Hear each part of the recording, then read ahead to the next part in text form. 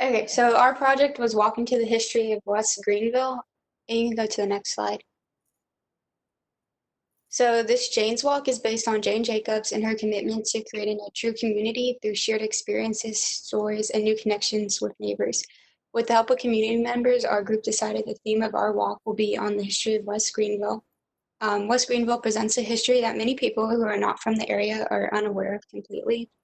By creating this walk with the main focus being in this area, we hope that participants leave the walk with a new perspective and more knowledge of the West Greenville neighborhood. Stories that we have heard and research we conducted assisted us in forming this walk. The walk was supposed to be led by us, the students, and we hope that our information would spark conversations among those taking the tour. We anticipated that this would allow for more personal stories shared among one another with each location and make it feel more authentic. And then you can go to the next slide.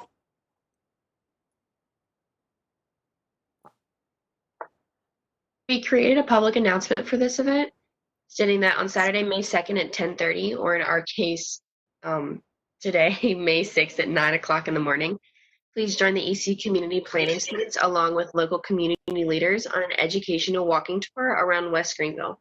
If you are interested in participating in the walk and exploring the rich history of the area, please meet at Mount Calvary Church parking lot at 10:15 a.m. Be sure to dress accordingly to walk around and bring water to stay hydrated. The walk is free of charge and expected to run through 12 o'clock p.m. You can go to the next slide.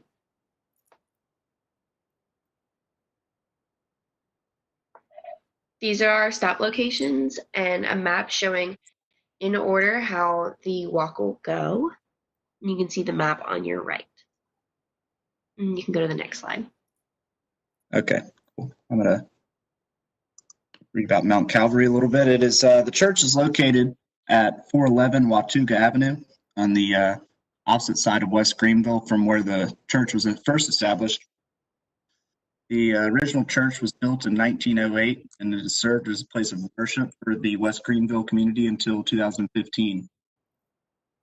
For years, the weather had gotten the best of Mount Calvary Church. Weathering actually eventually led to damage of the infrastructure to the church, forcing the left side of the building to completely fall down. And Mount Calvary was soon left for demolition until Pastor William Brown made it his mission to restore the once thriving church. He was quoted saying, "A lot of people in this city need spiritual guidance, and we can supply that. God knows what this city is, this particularly right here." Ever since Pastor Brown made it his mission to restore the historical Mount Calvary Church, the West Greenville community has supported him in doing so.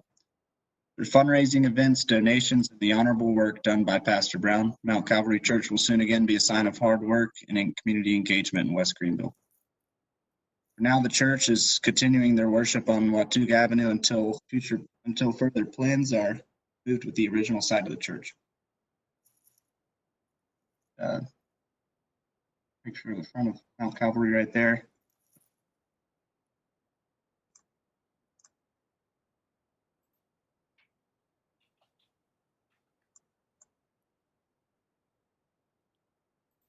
All right, that's Mount Calvary Church.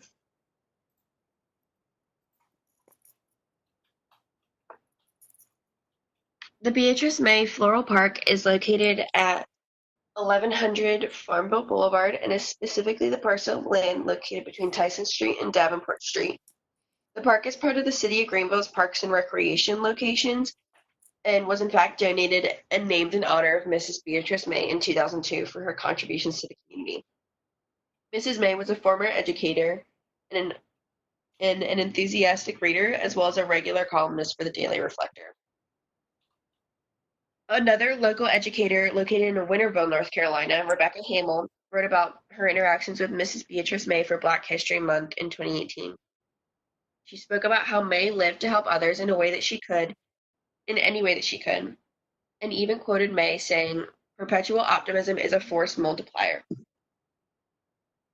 She also refers to the book May wrote, The Wit and Wisdom of Beatrice May, by quoting May again, "Love elicits in each of us a lifetime of memories and desire, weaving together the innocence and passion of our bodies, hearts, and souls." 6 years after Mrs. May passed away in December of 2010, the location received new additions and improvements. These improvements included a pergola, a park bench, and a small library stand named the Beatrice May Book Library. The library stand works to preserve the legacy of Mrs. May's work as an educator, and the area is known for its large trees that provide shade in the warm months so that the residents of the area can enjoy the open space, but has since been impacted by the new 10th Street connector and the widening roadway of Farmville Boulevard. And you can see here the pergola. This picture was taken in 2016 when the new additions were revealed. You can go to the next slide. So stop number 3 is Sadie Salter Elementary School. It's located at 1019 Fleming Street. Sadie Salter Elementary was originally known as the Greenville Graded School, which was built in 1903.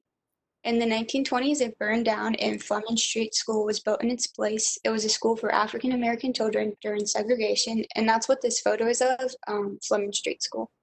On September 17, 1967, the school underwent renovations and was renamed to Sadie Salter after Miss Sadie L. Salter, who was the principal of the old school. She taught in Greenville for almost 20 years and was loved by the community. In 1970, Greenville city schools began to integrate. People remember coming together for May Day celebrations at the school and considered it a community gathering place. In 2009, because of declining enrollment, the elementary school was changed to serve only pre-K. It underwent a huge renovation because of a national stimulus package North Carolina received, and 22 classrooms were added to it. It now serves at-risk students and hopes to provide an exceptional education that gets them ready for elementary school. You go to the next slide. Shepherd Memorial Library is located at 530 Epping Street. The library has been dedicated to serving Pitt County and Greenville since 1930. The library consists of 4 branches and a mobile unit. Evans location is the main location. The library was built using a $60,000 grant from Harper Donaldson Shepherd, a native Pitt Countyman. The main library was named in honor of his father, William Henry Hayward Shepherd. The library's vision is to provide a welcoming community space while enhancing the economic vitality and quality of life. They look to provide educational opportunities to people in the community. They especially look to connect with children and improve their literacy skills and the access to science and technology. That's the next slide. So in 2004, the Dean of ECU's College of Ecology, Carla Hughes, met with the mayor of Greenville to discuss the possibility of ECU taking part in revitalizing a 45-block area of West Greenville. Hughes proposed establishing an intergenerational center in West Greenville that could grow to host programs that would benefit the community. Programs could include services ranging from daycare, elder care, after-school programs, a health clinic, education programs, and more. These programs could potentially boost home ownership in the areas, as well as the development of small businesses in the community. In September of 2006, the city board worked to establish programs and services that would benefit the community. In October of 2007, the city of Greenville officially named the center the Lucille W. Gorham Intergenerational Community Center. The name honors Miss Lucille Gorman, who was a resident of West Greenville and served as a beacon of hope for many and an inspiration to the community.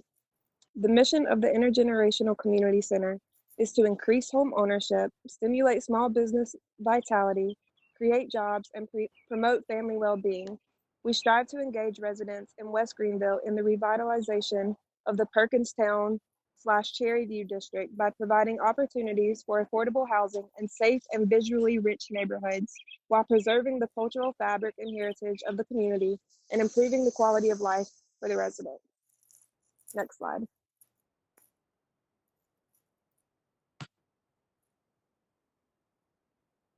York Memorial Church. York Memorial served as West Greenville's Methodist Church since 1864. The church is located today at 3448 Westgate Drive. It's fully known as York Memorial AME Zion Church, and the church has an extremely well-connected congregation. The oldest living member is Mr. James Tyson Wooten, who is 95 years old, and he retired from Epps Middle School after teaching band for several years. And York, the church was formerly located on Albemarle Avenue, adjacent to the Joyce Soup Kitchen. The church was moved with the help of Reverend Brown served as the pastor for York Memorial for 19 years, making him the longest serving pastor at the church. The Joy Soup Kitchen that I mentioned the church used to be located right next to was founded at York Memorial under Reverend Charlie Caldwell. The city of Greenville actually designated the property where Joy Soup Kitchen is located today. The Golden Links Club is another great cause York Memorial is proud to have founded. This club was started on Albemarle Avenue as well under Reverend Brown. Most recently, the club has donated chairs and tables for the church's dining hall. The fellowship hall at York Memorial is very special to all of the members in the congregation. The fellowship hall was completed in the late 80s under Pastor Charlie Caldwell. The men's fellowship president is John Bryant. York Memorial has made sure its close-knit congregation has been able to connect and meet virtually during the COVID-19 pandemic.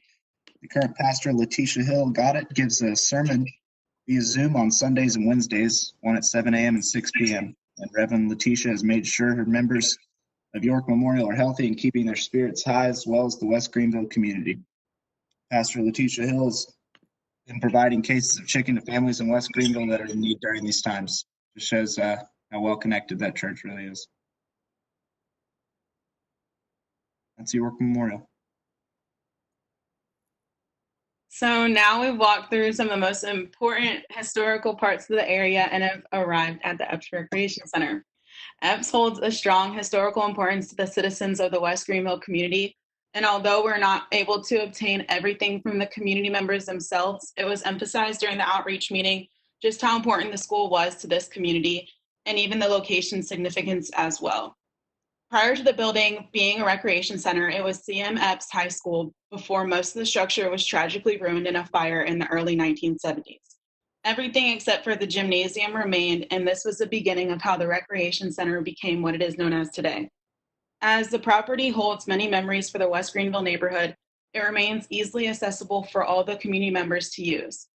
Many people from the Greenville community frequent the recreation center to participate in basketball leagues, hold meetings in one of the multi-purpose rooms, utilize the game rooms, weightlift, and citizens can also learn about the sacred history of the building itself through 3 of the rooms designated for the history of Epps, where items like pictures, band uniforms, and a popsicle stick model of the original school help show the pride behind the history of the school.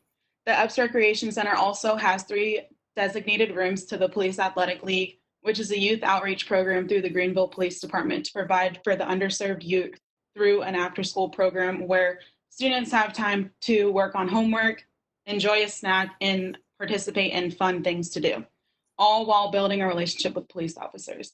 This center provides a little bit of everything for everyone, all while maintaining the same importance it did 40 years ago. The alumni of C.M. Epps High School continues to push ideas presented to them continues to push the ideals presented to them while they were enrolled there and want to see the continued growth and progress of Greenville as a whole. And then the next location is Thomas Foreman Park, which fully encompasses the recreation center and shares the same rich history. This park creates easy access for baseball, softball leagues to take place, and even has play equipment and picnic shelters for community members to use. This park is a popular place with the same historical significance as the recreation center. On the land where C.M. Epps High School once stood, Thomas Foreman Park honors the school and the West Greenville neighborhood in a few different ways. In 2011, there was a memorial constructed to commemorate the alumni of C.M. Epps High School, and many improvements were conducted to create a better gateway through the city of Greenville. These improvements included better sidewalks, bus shelters, and pedestrian safety for the neighborhood as a whole. A main memorial, which you can see in this picture, was also constructed that depicts the doorway of the former Epps school with a boy and girl flanking the entrance, carvings depicting the school's 3 principals, Charles Montgomery Epps, Willis H. Davenport, and Alan Murrell, are found on the opposite side of the monument, and at the top of the monument, one will find one brick that protrudes slightly through the others, which in fact is a piece of the old high school. There is also a brick wall that borders the West 5th Street sidewalk. The brick sculptures of bulldogs, students reading, a group of teenagers talking, and young man in full band gear playing a bass drum decorate it. With all the historical features to this park, many people, both young and old, come through the area and can either learn about what the West Greenville neighborhood truly stands for or simply reminisce on time spent on the same piece of land decades ago.